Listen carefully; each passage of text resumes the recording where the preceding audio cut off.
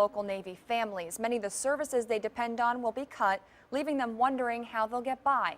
10 on your side's Lauren Compton spoke with Navy officials about that topic tonight. Lauren?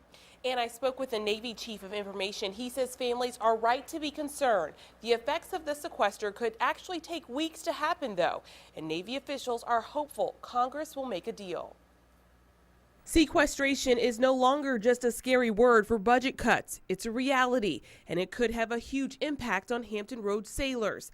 This weekend, the Secretary of the Navy released a list of deployment changes and shutdowns, but Navy officials say the release was more about preparing sailors than putting these cuts into action. We're not shutting it down today. What we're saying is we need to begin planning today for a possible shutdown in April should we get no funding relief. U.S. Navy Chief of Information Rear Admiral John Kirby says these cuts won't go into effect until April.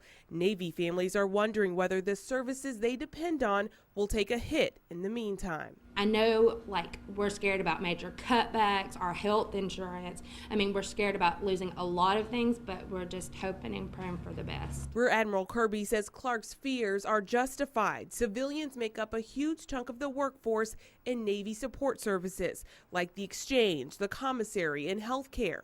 Under the sequester, Rear Admiral Kirby says 186,000 civilians could be furloughed.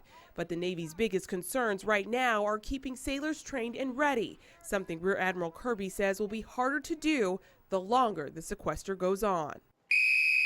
Without that kind of relief, the readiness and the training that we'll be able to do for sailors and units that are beyond next to deploy forces becomes significantly reduced. Their skills will go down and our readiness will erode. Again, Rear Admiral Kirby says it could be April or late spring before the effects of the sequester really hit home. Navy officials say they are hopeful that the Congress will pass an appropriation bill to halt the sequester.